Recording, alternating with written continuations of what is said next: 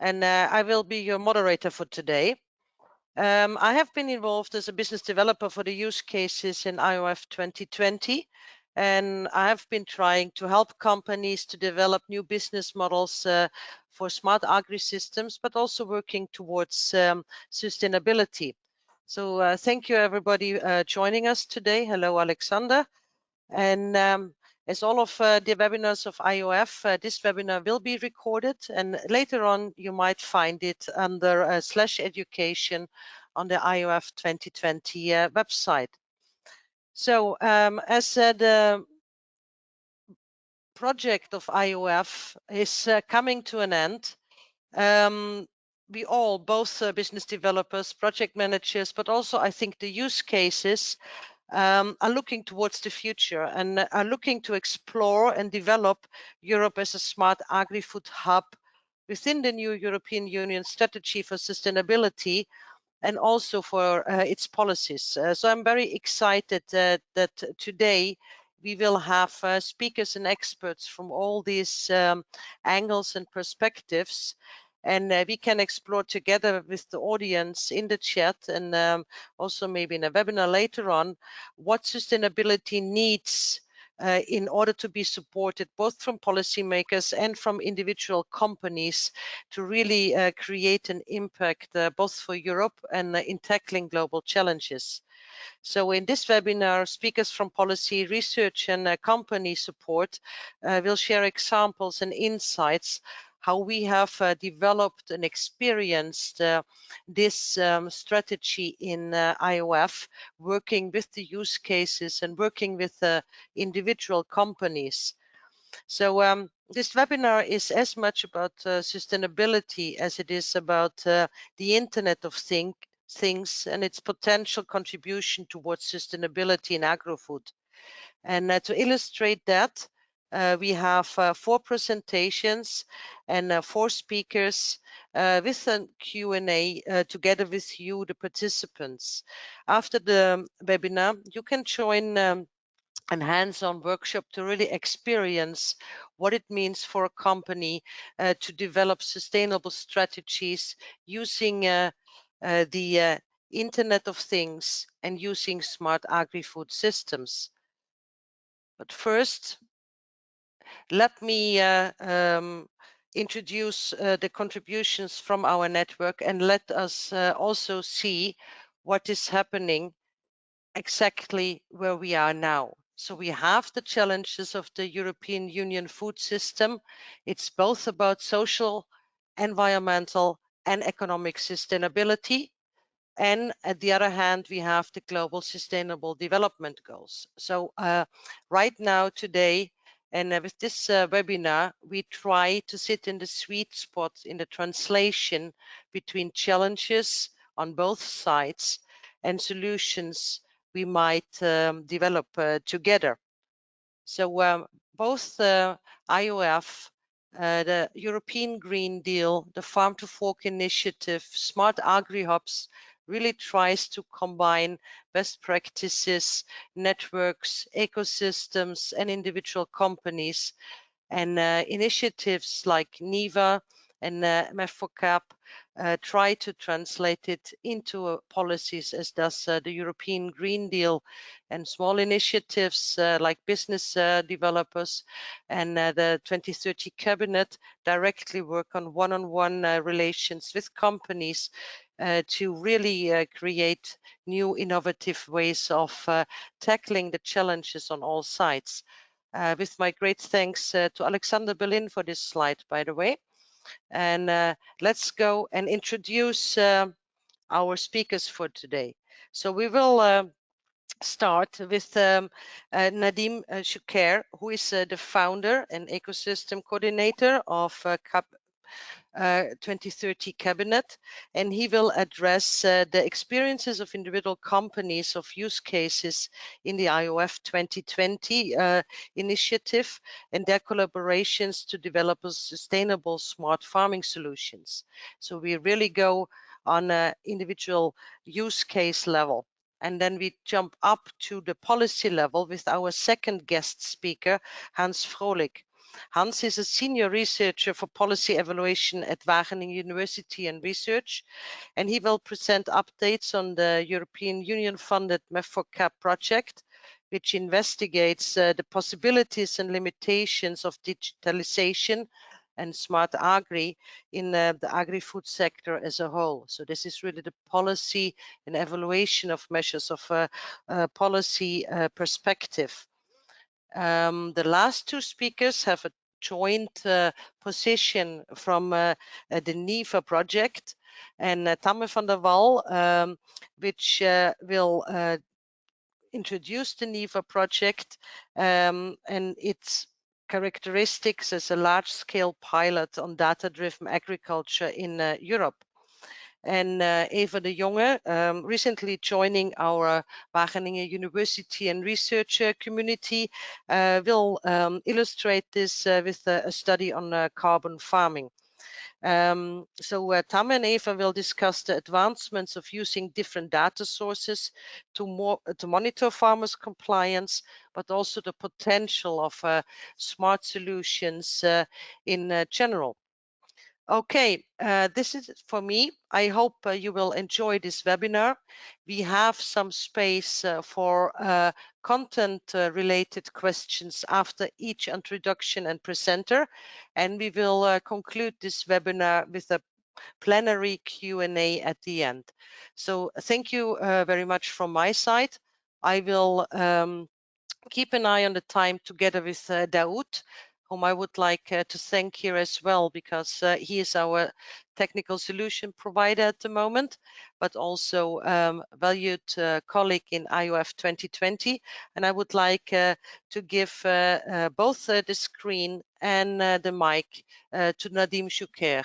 Daoud, you can swap the presentations now.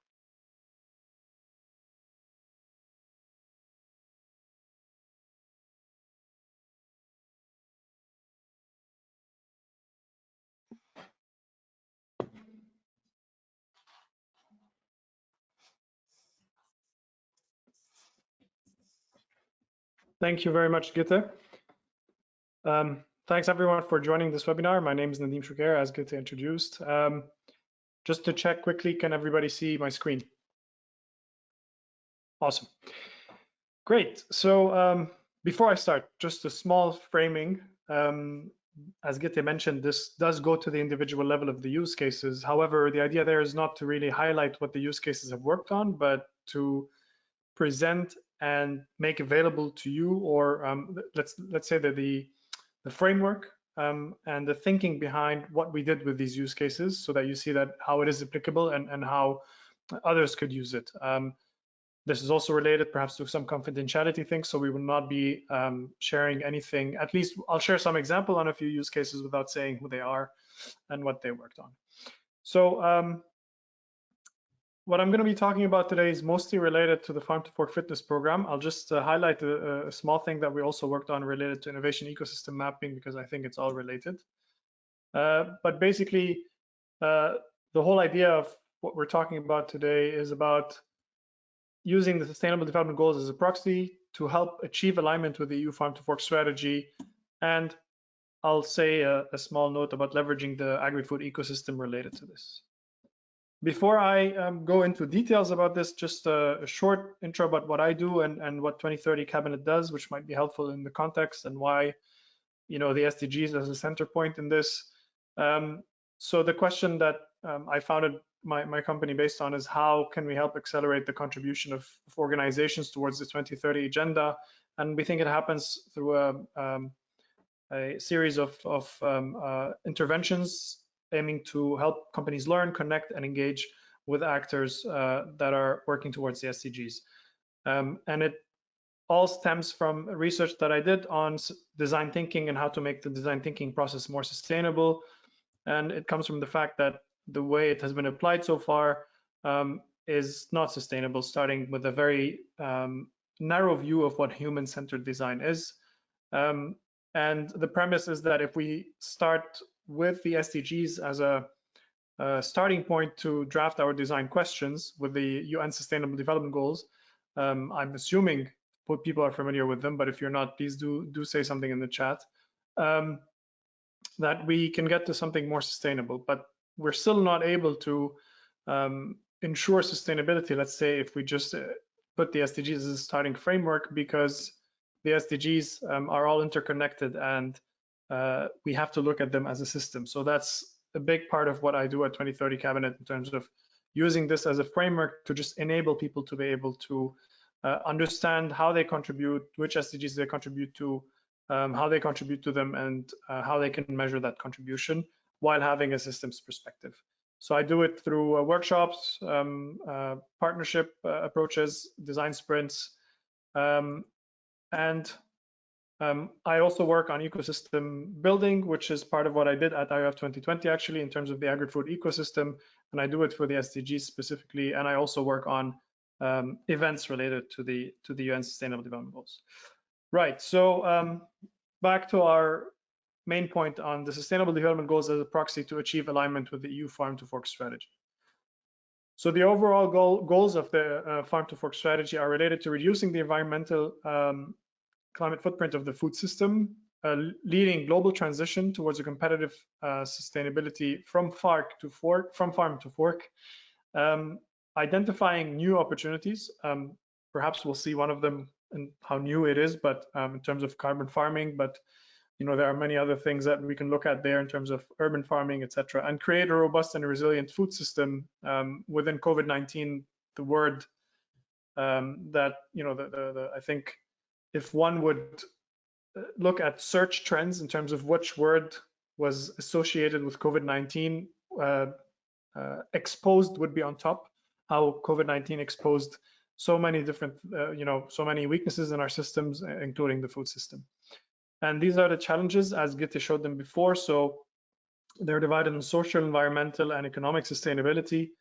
So I'll put them here as well. So on a biosphere level, it's about preserving biodiversity, protecting the environment, a circular bio-based economy, tackling climate change, reducing food waste and food losses and waste, and then improving animal health, food affordability, etc. And maybe I just minimize this so that I can see. Yeah.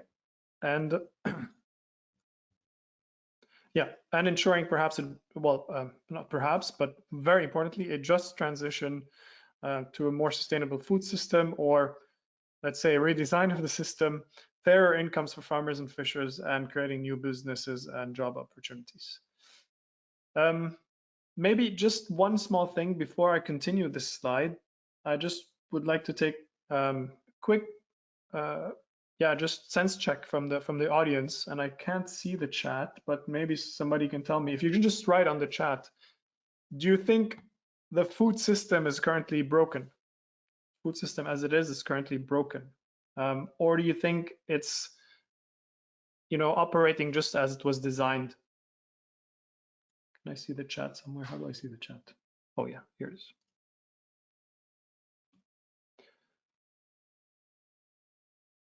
Maybe just write in the chat very quickly. Do you think the food system is broken, or is it just working exactly as it's supposed to work? Thank you, Alex. Not broken, but not sustainable, not fair. Clearly broken.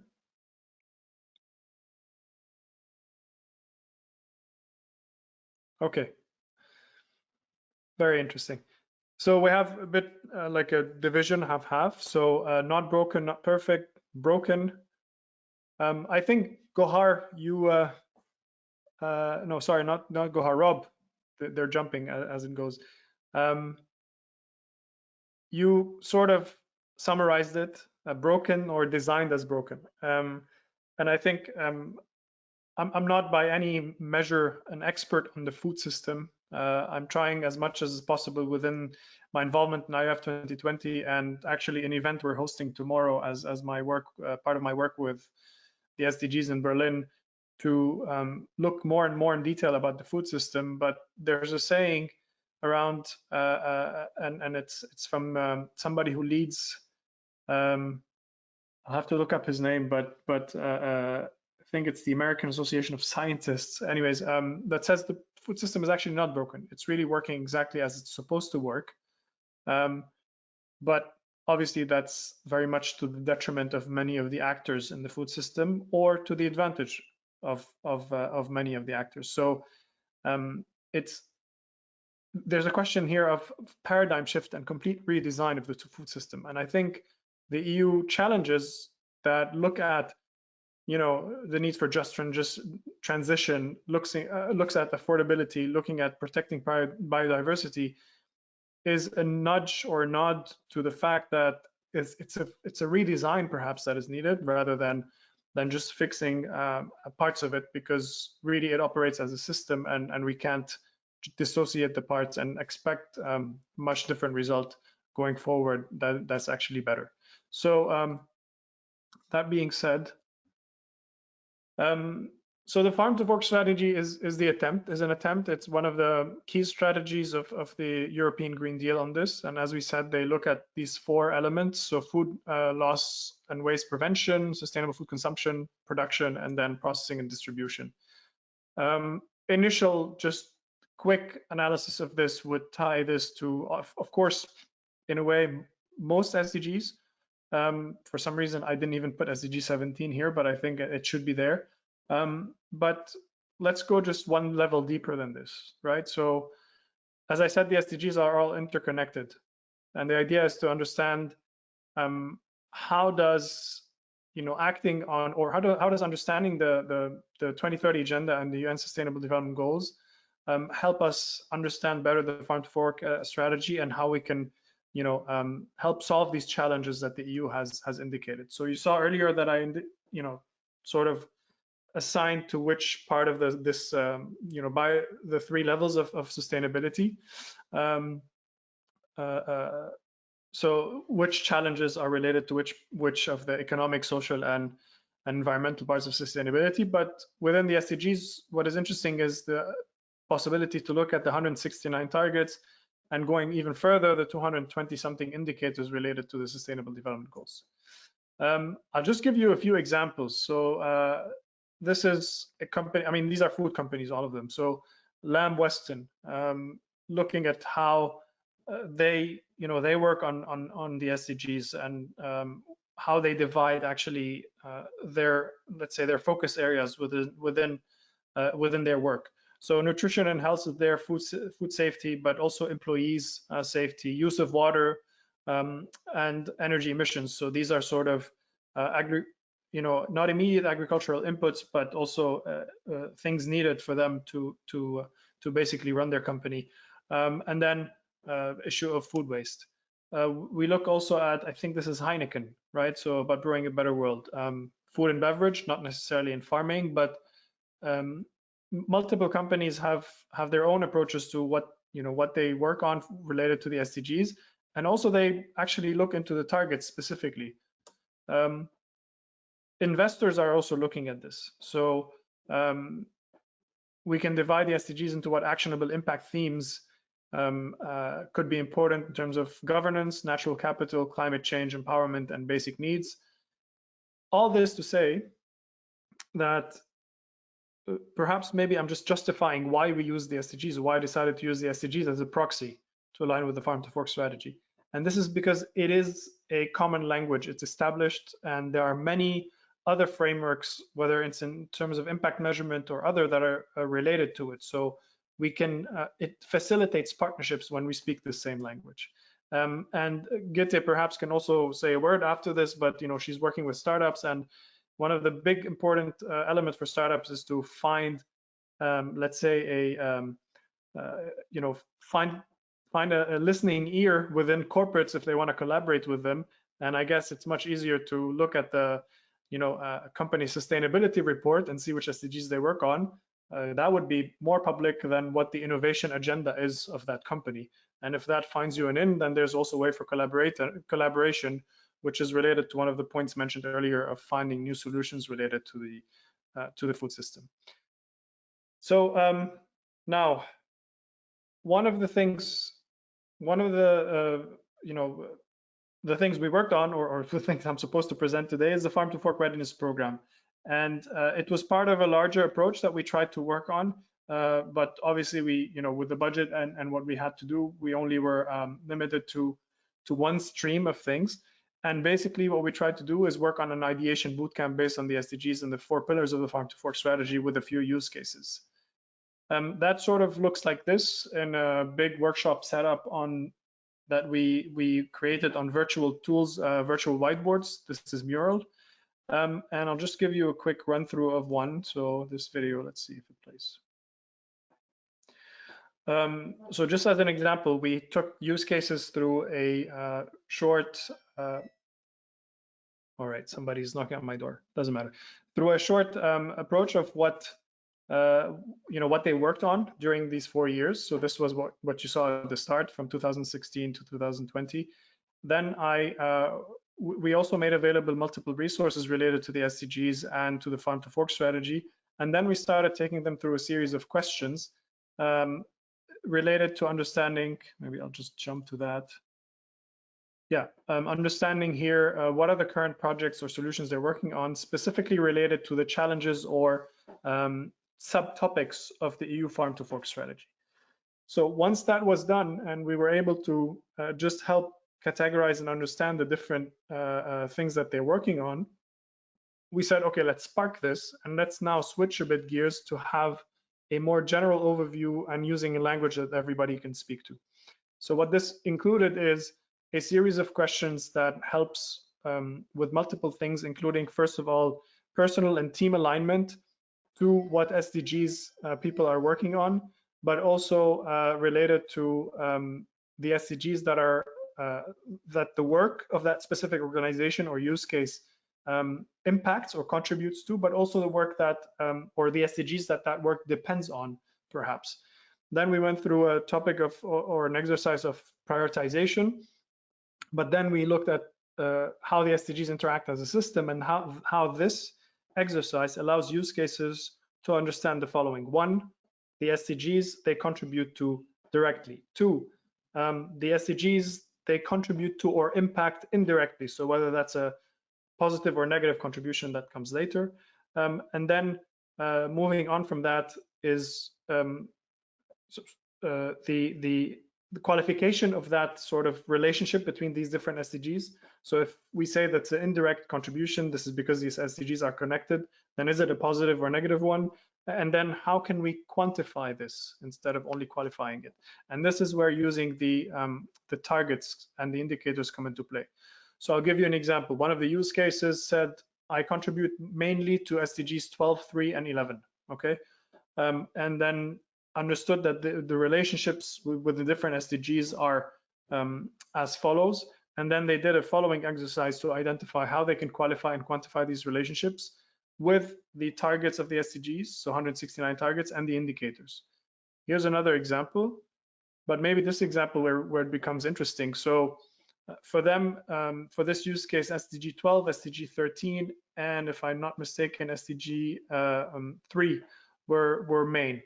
And they used the targets, so target 9.4, 12.5, 12.6 related to SDGs to describe these relationships, which then opened up the way for them to understand, and I can share that link later, but go to the indicators list from the United Nations Statistics Department, and also specifically from the Food and Agriculture Organization, from the FAO, to look at, okay, what are indicators related to some of these goals that really speak to what they might be working on, which gave them then the possibility to quantify their work.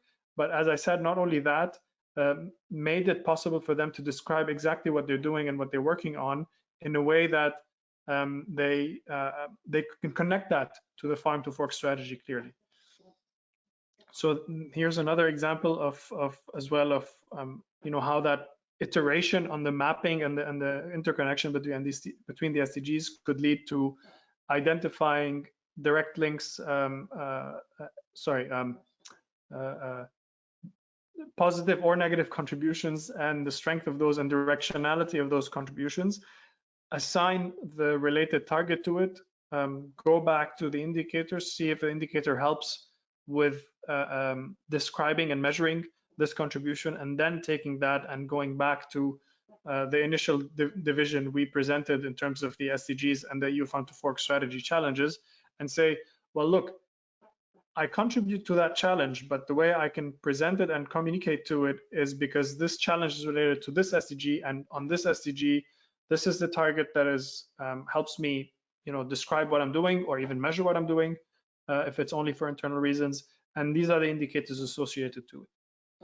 But let me just say here that what this is a framework that is to be used in an iterative manner. It's a lean approach to just what I call impact measurement around the SDGs, if you will.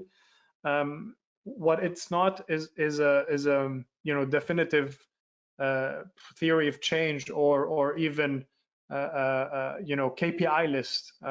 So within IoF 2020, there was massive work on understanding the KPIs of each of the use cases. There was even a heat map for the KPIs and the SDGs. And in many of those cases, the indicators, official indicators from the UN 2030 agenda, perhaps are not the best to describe this relationship. But what this does is gives this initial framework to understand where are the gaps, where are the needs, and what do we need to do to complement those gaps with perhaps our own indicators, helping the use cases to tell a complete story in a way that is much more manageable and in our opinion at least, and it was echoed by some of the use cases, approachable, but also using a common language, as I said in the beginning. And one of the uses we didn't expect of this approach that we did with the use cases was how it allowed them actually to perhaps clarify future proposals for the farm to fork, the Green Deal, which closed on January 27, 26, and then obviously, of course, this will be used for Horizon Europe. And a lot of use cases told us this really helps me to present what I'm working on in a way that's measurable. I see Gitte just writing in the chat, greenwashing is the thing. So I didn't read the conversation before, but what I just want to stress perhaps in this is also obviously the simplicity, in a way, quote unquote, of the SDGs allows for what even they're calling rainbow washing, using the different colors of the 2030 agenda. But I think the fact that it's a framework that can be used, and the level of detail, at least to which we try to bring the use cases to, what it allows them to do is to clearly say we contribute to those SDGs and also to those indirectly, perhaps in a negative way. And this is how we contribute to all of these SDGs, and this is how we can measure it, which means also that it's, there's a level of depth which makes it possible to challenge and to be held accountable to a certain extent, instead of just putting the SDGs as an icon to start with and only stick to the 17 goals. Yeah. So that Nadim, being said, exactly, and I would like you to wrap it up yes, for the next speaker. I think this was very close already. I will, and I'll just leave that here. This is what I wanted to say. So about the ecosystem, we can discuss later in the Q&A if anyone has any question. Yeah, because in the discussion, and this is where I would like to give a little bit of time also to you. I think there were two main lines of discussion, and one is whether or not we have a broken system where it's in the interest of the established players to keep it that way, and even IoT will not disrupt this if we do not work on that. So this was one of the propositions. And the other one also targets a little bit the smaller entities. And I think in IoF 2020, we really also focused in the use cases, not on the established multinationals, but on individual smaller companies who really tried to disrupt the value chain or do things completely different upside down. And the potential for these smaller initiatives and whether or not they will be able to survive was second part of the discussion in the chat. Okay, very interesting. I mean,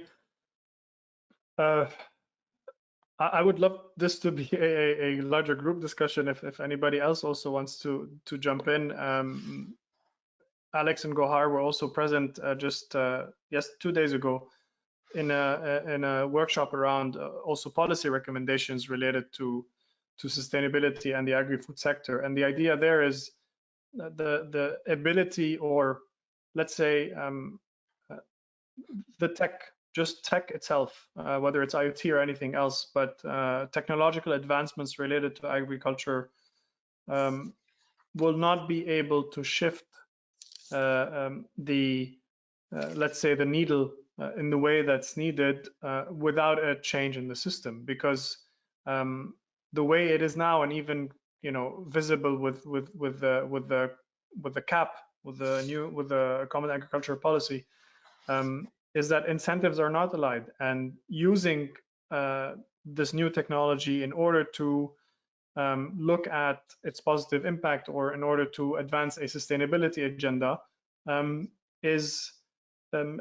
there's a big barrier to that to farmers in terms of costs, incentives, etc. So Yep. I think we can talk as much as we want about the power of IoT in helping at a big level at least measure, right? Measure many of the variables that would help us make the necessary changes to make some processes more sustainable. Yep. But Yes. At the level there it is, I think much more is needed. I don't know if anybody else would like to jump in. Yeah. Now, I think it is really a very good moment to give the word to our second speaker, Hans, because from his perspective of policy and governance and compliance, he probably also has an opinion on the uses of IoT data and quantification, measuring things, and not only putting them in a sustainability report in the more or less voluntarily reporting a lot of companies do. Hans, may I ask you to share your screen in collaboration with Daoud and tell us a little bit about the project MedForCap and the policy perspective on IoT and its role in supporting sustainability goals. Okay, thank you very much. Yes, it is indeed a very nice connection from the previous speaker. During my presentation, I would like to tell something about MedForCap, and it's a European project which has just started, and it's more or less a response to the increasing need for data on all kinds of sustainability topics. And I work for the Wageningen Economic Research, and I'm the head of the statutory tasks. We collect all kinds of sustainability data on horticulture, fisheries, forestry, and agriculture. And to a large extent, those data are used for legal obligations to the European Commission and to Eurostat. Now I have to see whether I can move to the next slide. So the previous speaker already nicely addressed this, that we have all kinds of sustainability development goals. On the other side, we also have the Paris Climate Agreement, and the European Union tries to adapt the policies to contribute to these objectives. I always take it a little bit less literal than the previous speaker. I think these sustainable development goals inspire and set the directions of the European policy. But of course, the European context is sometimes a little bit different than the United Nations development goals. And this leads to a need for data, because in the European Union we have the long tradition of evidence-based policy making. So we also need data to evaluate policies and to monitor the progress to certain objectives. So that's more or less the objective of MedForCap. On one side, we see a broader need for sustainability information. And one important thing is to realize that not only the government has a need for sustainability information, but also the retail. There are all kind of sector initiatives, the farming sector itself, and also NGOs have all kind of programs to support and develop the sustainability of the agricultural sector. And yeah, many of these initiatives also try to collect the sustainability performance of farms.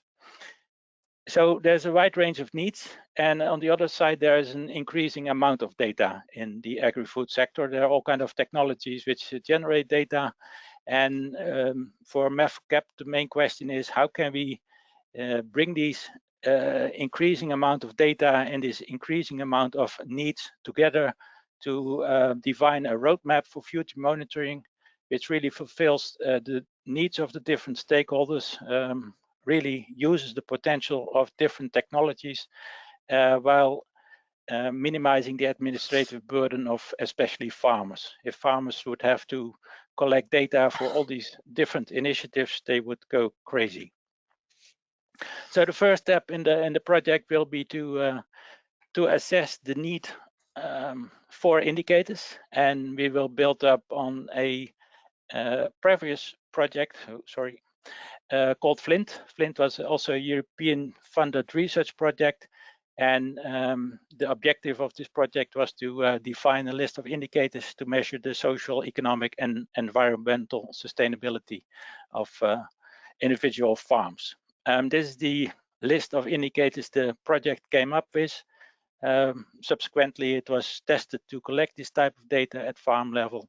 And at the end of the project, we conducted all kinds of research studies and policy evaluations to show the added value of having this type of sustainability indicators at farm level. Of course, then the question arises, it's nice to have a broad need of indicators, but how can we fulfill those needs in an efficient way? At the moment, most policy evaluations are based on the system of agriculture statistics and systems like the integrated administration and control system. But yeah, to maintain this system, we have to look at how can these future needs be fulfilled in an efficient way. And there are a range of technologies available. On the top, you see the traditional monitoring and evaluation system, the traditional agricultural statistics. Of course, they are available for policy evaluation. But on the other hand, we should also realize that there is an increasing amount of public data on Earth observation, weather data, soil quality data, and also at the farm level, more and more data is generated. Partly in relation to the farming practices, precision farming, all kinds of sensors, but also partly to the financial and the administrative processes. There also a lot of information is generated, which has a strong relation with all kinds of sustainability indicators. So the question of MEF4CAP is to see how all these technological developments can assist in generating the right data. We have a very nice, very broad consortium from Greece, Spain, Netherlands, Ireland, and Poland and Belgium. And the background of these partners is really very broad, from agricultural statistics, advisory service, farm economics, policy evaluation, farmer cooperatives, citizen organizations. Because in this we try to have a very broad perspective on the issue, and therefore we need this broad consortium. So this is more or less the project logic. Based on the initial list of Flint indicators, we will identify the future needs. Maybe the farm to fork strategy and the Green Deal will lead to some changes. Then we will identify the technological developments, and the core of the project is to really assess the potential of all these technological developments to meet future needs. And we really try to assess these technological developments to see their potential. Of course, some things you can get from satellite data and Earth observation. Other things you might need sensor data, and other information you might need data from financial and administrative sources. And this leads to a number of demonstration cases in which we will test and demonstrate the combination of a need and a technological development. I would like to say a few words about the first case. We have a number of cases in the project, but the first case aims at digitalization and robotic accounting, and it mainly focuses on the financial and administrative processes in the agricultural sector. There's a lot of information being produced, and despite all kind of interesting digitalization projects, to some extent these paper flows are these information flows are still on paper. And in this project we try to illustrate how the sustainability indicators could be much easier generated if we achieve certain amount of digitalization in this area. So digitalization of invoices facilitate robotic accounting, as well economic and environmental accounting, and sharing of data and access to governmental data facilitates all kind of development of farming systems, farm management systems, but also facilitates all kind of change initiatives related to the sustainability performance of farms. And the Internet of Things gives the opportunity to develop all kind of services. And one step further, if we would come to a digital platform, we could create combine data and create services for users. We intend to at least demonstrate and test such a platform in the first demonstration case. We call it Citra.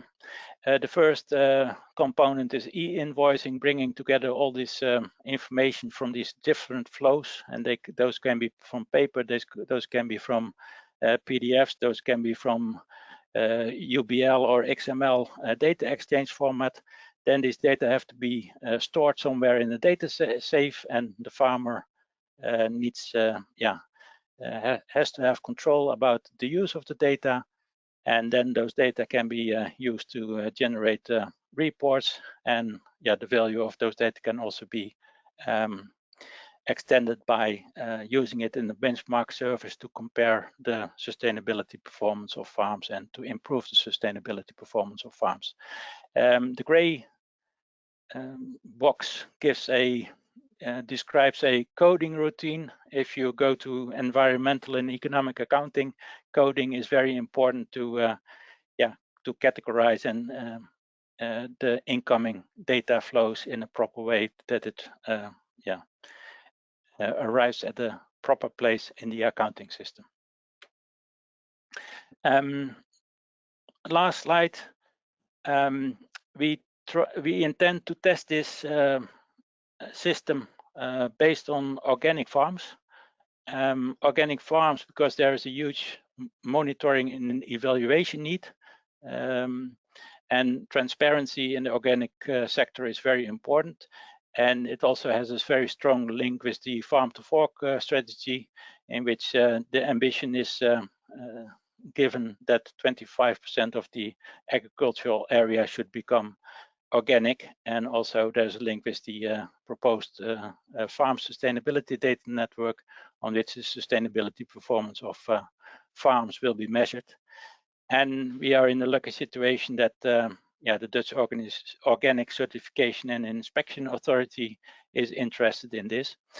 And the idea is what the certification and inspection body does is to judge the whether they bring information from different sources together and create mass balances to check whether a farmer really produces all these products in a organic way.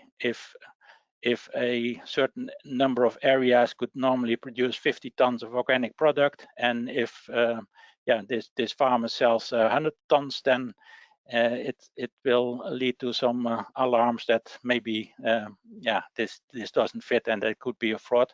So mass balances use data from all kind of different sources, and in this platform we try to collect and digitalize this kind of data to provide data for monitoring and evaluation, and to make it possible to create these mass balances and to support the certification and inspection of this authority. These are just some concluding remarks. For time reasons, I can skip them. Thank you very much. Thank you very much, Hans. Very interesting. There's a little bit in the chat which is interesting as well for you maybe to react on it.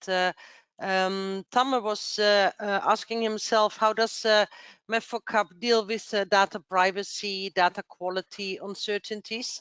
My question immediately linked to that is, and with the data trust. So this also is not only compliance, but it needs the cooperation of the entities generating this data, especially in the last example you showed. Yeah, it's a little bit like what we do in our own national data collection system. We take the farmer as a starting point, and okay. The farmer gives access to the data with certain authorizations, and the farmer is in this case the farmer has an interest to use such a system, because he has to share those data anyway for this authorization process. So the farmer is in control of using these data and giving access to these data to certain stakeholders.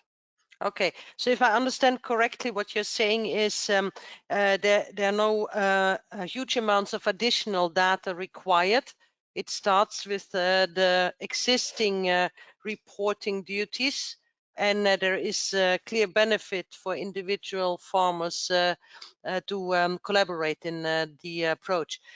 I'm asking because especially the use cases I was helping in IoF2020, they were working with a lot of farmers also in the Mediterranean basin, so not very used to data collection, and they had the indications that there was a lot of hesitation in being completely transparent, giving all the data, and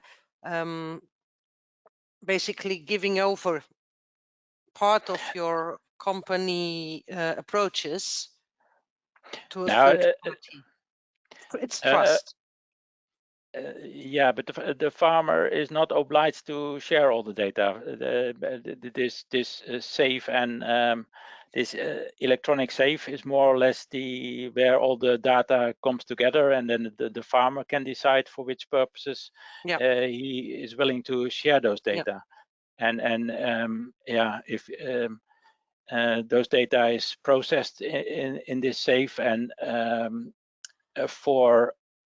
it will lower his administrative burden if we can reuse this data to provide data for this certification, but also for different purposes. Yeah, so it's second generation data storage technology as well.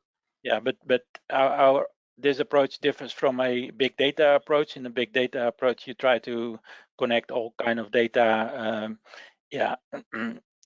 outside of the farmer, and in this approach we take the farmer as a starting point, and the farmer is in control and gives authorizations for who can use the data. Yeah, he has his own locker. I get that. Tamer, maybe your presentation also will have some elaboration or examples. So may I ask Daoud, and thank you, Hans, also for answering the last question. Let's see what Tamer can illuminate and explain. Yes.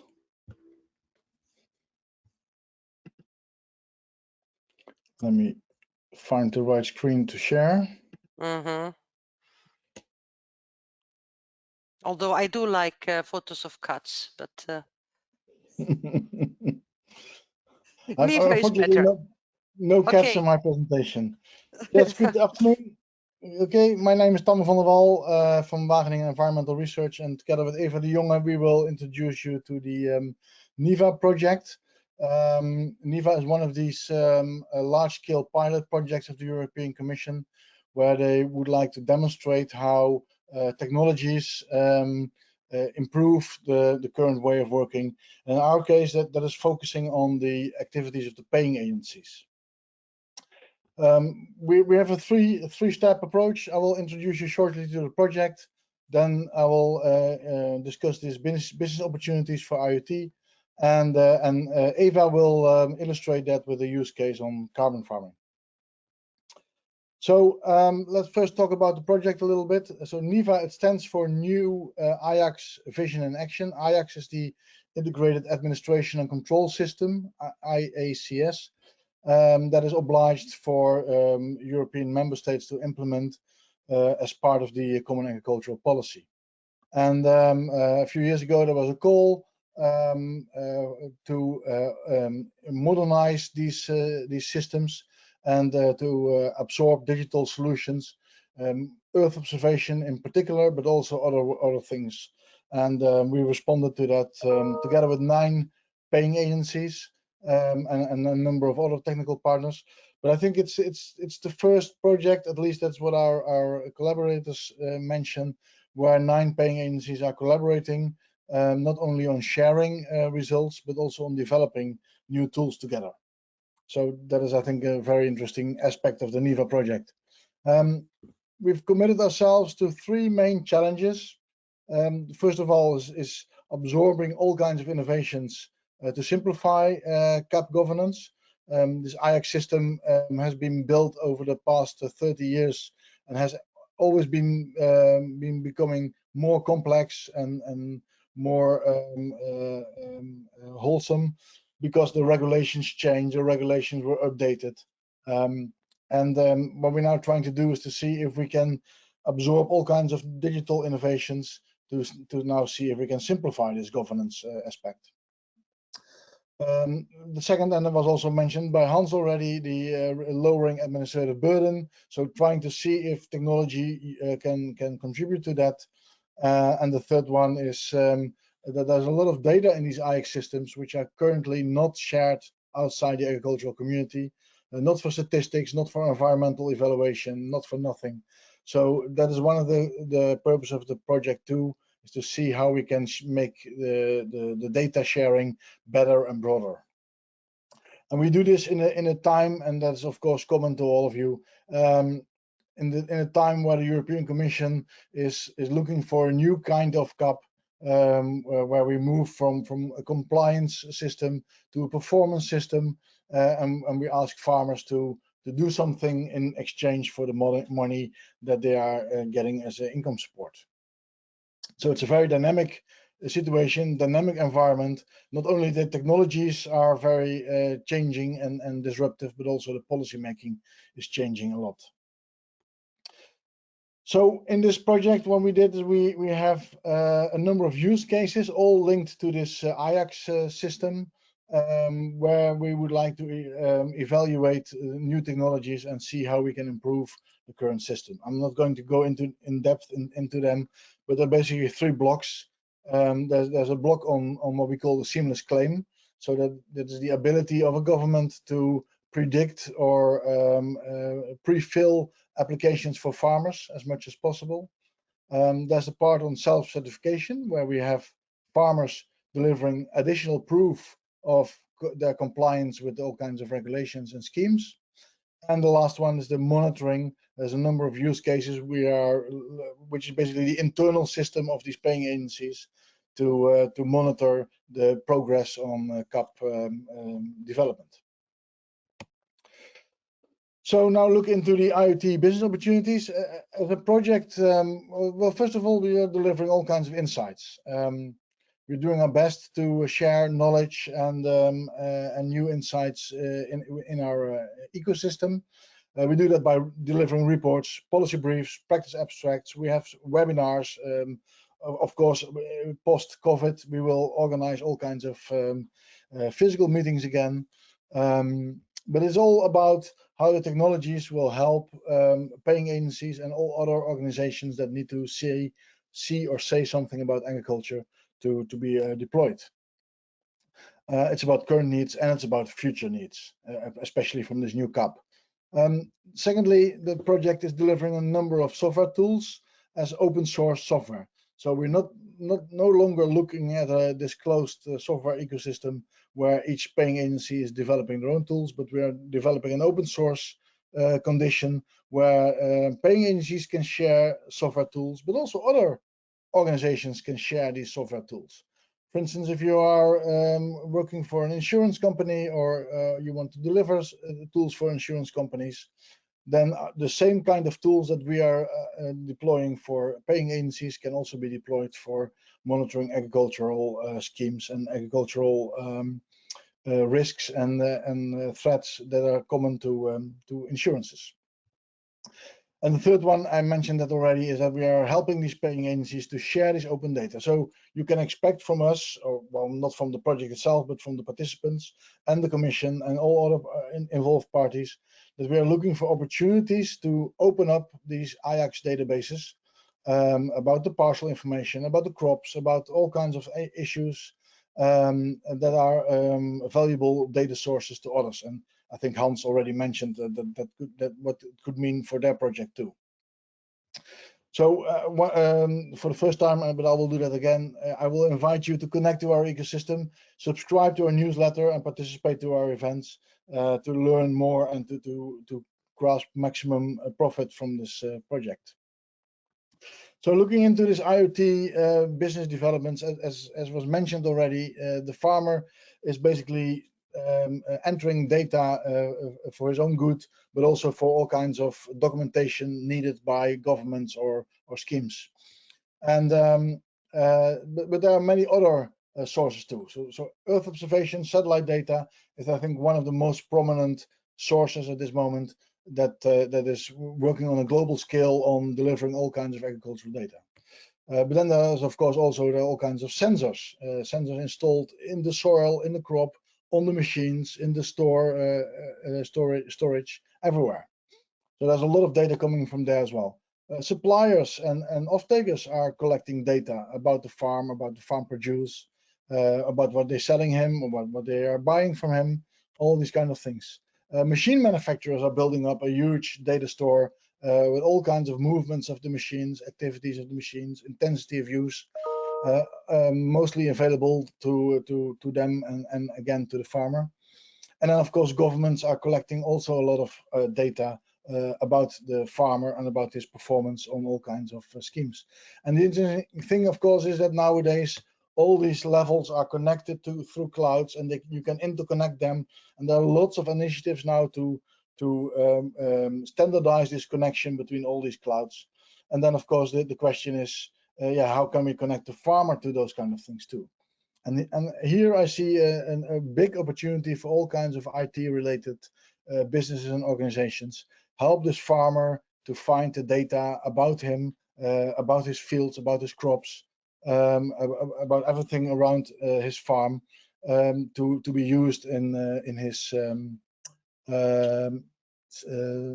Hold on, I got a call. To be used in his daily business. So what kind of relevant things are we doing for these IoT-related businesses? Well, first of all, we are developing a lot of Earth observation tools. We're not the first one doing that, but we are taking it from the scientific arena into an operational arena. These paying agencies are very operational organizations. So we don't want to have people with PhDs needed to operate these Earth observation tools, and that's the case in many examples. So we are making them available to these paying agencies, and therefore enhance the usability and adaptability of those tools. Another one is I mentioned this self-certification. The geotagged photo app is a very important tool to show by a farmer to, for instance, a paying agency, what he has been doing in the field, things that we cannot see with Earth observation, or we cannot just believe when he fills it out on the form. He can add a photo in a secured environment to bring that to the paying agency as additional proof. And then, of course, there's a new development where we are collecting machine data also as additional proof, where the machine through certified links will support the farmer in his claim that he has been sowing or plowing or irrigating or not irrigating in his field, all these kind of things. And then the last one, and that was also mentioned by Hans, is this integration with the farm management information systems. It goes both ways. I think farmers are collecting a lot more information in those farm management systems that that is needed for documentation for claims or applications at both government level or in for instance, organic farming schemes. But the information should be better exchanged. And there are already paying agencies in Europe that are collecting these field books, basically all activities of the farm they collect to understand if the farmer is compliant with all kinds of eco schemes. So with that, I would like to introduce Eva, who will talk to you about this carbon farming scheme. Eva. Hello, everybody. Can everybody hear me? Yes. Yes. Okay. So I'm going to add a little bit to what Thomas said about the NIVA project, but then specifically for carbon farming. So the goal of carbon farming, of course, is to sequestrate carbon into the soil. That's a climate mitigation measure, but also a measure to improve soil quality and biodiversity. The goal of NIVA is mainly to create indicators and tools to monitor carbon farming and how farmers are performing.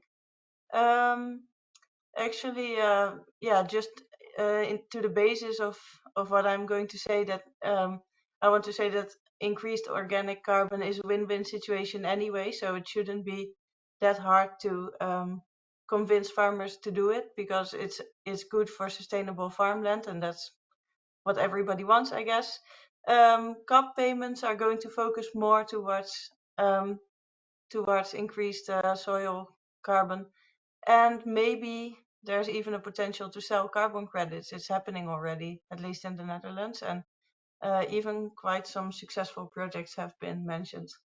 Can you go to the next slide, Thomas?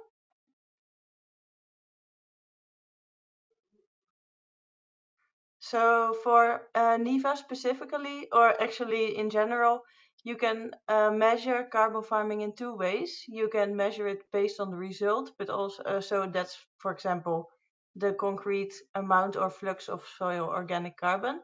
But you can also measure it by measuring the actions that farmers are taking that supposedly increase the amount of organic carbon. The result, so the amount of carbon, you can measure that by sampling, which is extremely time consuming and expensive, and I would actually say hardly feasible, or at least on a large scale, or by modeling, which is something we are testing in one of the NIVA use cases. Can you click, Tom? I think there should be some more pictures appearing. Okay, and again. So what we are focusing on a little bit more is action-based. So that's to check what farmers are doing to improve the amount of soil organic carbon. And then I'm repeating again what Tom just told.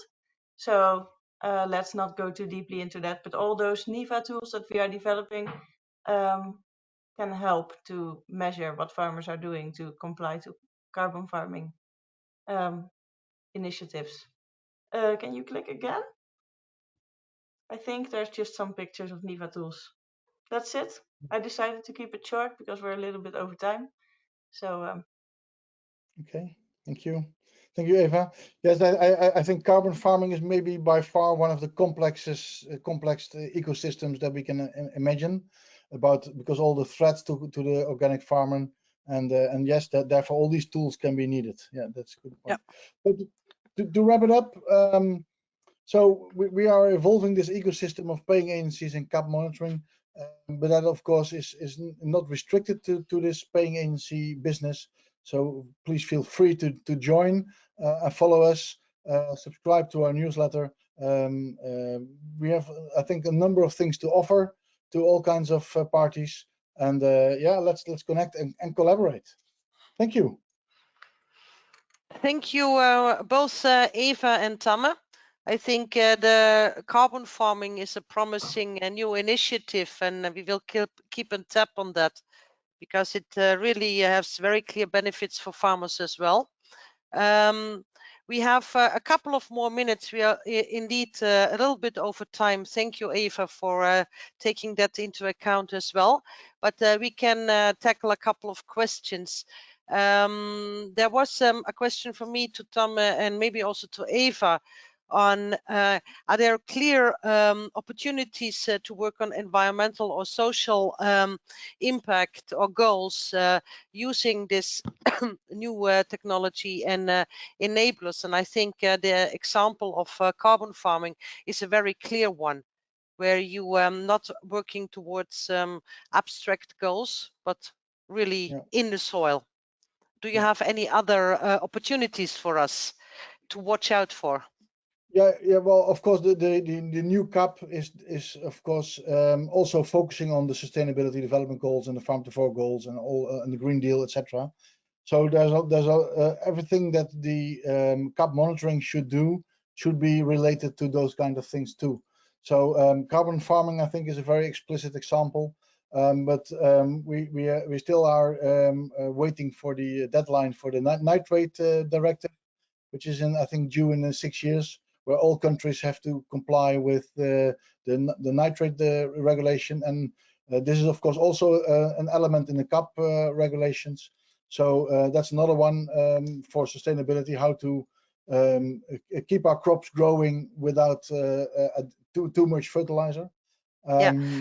I think this also taps into the comment of our speaker Hans Vrolijk as well, that soil sampling maybe is not possible for only carbon farming, but many farms already do it and have to do it for mineral policies, and this will only increase in Europe, not only in the Netherlands. So the only problem with soil sampling is that it's, at this moment, it's still a very expensive way of checking the soil state. So I think many farmers only do it once in 3 or 4 years because that's obligatory. But if you want to follow the carbon sequestration, you would like to do it in a more frequent way, and that is very expensive. So that's also why we are looking at the other tools like remote sensing and farm data machinery to see if we can skip some of those sampling moments. So using extrapolation from other data which are already measured. Yeah, research has also shown that sampling for carbon flux is a little bit more complex than normal soil sampling. So I think it doesn't make it easier. No, but there is a challenge which might be solved by the IoT solutions and the data collected by automated systems. And starting a modeling and forecasting is the first step to take. And here we have a clear measure and intervention, which also has direct benefits for the farmer themselves. So it's not only about compliance and governance, but it's also about really changing your day-to-day business and making a buck out of it, which is very important for individual farmers and companies. Okay, there's noch a question from Rob Locus. Again, discussing the sampling for the frequency, but also on the higher resolution. So this is a tech question. Yeah, I think that is one of the benefits of this whole IoT development, is that we are getting loose from the statistics, where we need to have a sample to show what the whole population is doing. We are able to measure everything, the whole population. Remote sensing is now changed from a 5% sample, which is currently the state of the art in CAP control, to 100% wall-to-wall monitoring. And the same we can do with all kinds of other systems. So I think definitely both in spatial resolution as in time resolution, we can see enormous improvements. Yeah, Yeah, and I think what the we should amount of focus- data is not a problem anymore. No. Yeah, so maybe instead of focusing on how to increase the sampling, what we are doing within NIVA, that's trying to make a model out of past knowledge from samples and work with that. Yeah, yeah. Okay, thank you all very much. I have a little bit nervous doubt because we will get kicked out of this meeting in 3 minutes. It's very clear that in the coming years we will see many opportunities using Internet of Things, especially if we can link them not only to value chain downstream, but also to the primary producers, the farmers and the food producers, not only in the Netherlands, but over Europe as a whole. And then maybe help them also to link it to their own ambitions with initiatives like Farm to Fork.